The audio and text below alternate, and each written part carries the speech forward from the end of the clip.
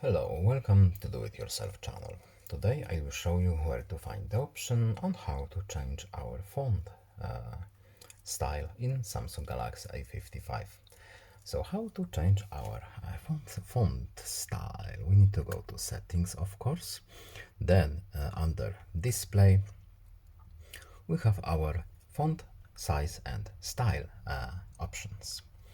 At the top we have our example, so we can change our font right here. For example, we can use this one. We have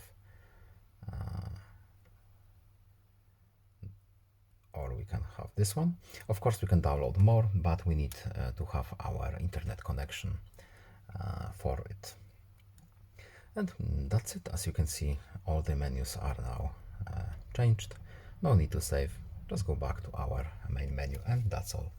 I hope this video was helpful to you. Please leave a like and subscribe. Have a nice day and see you in the next video. Bye.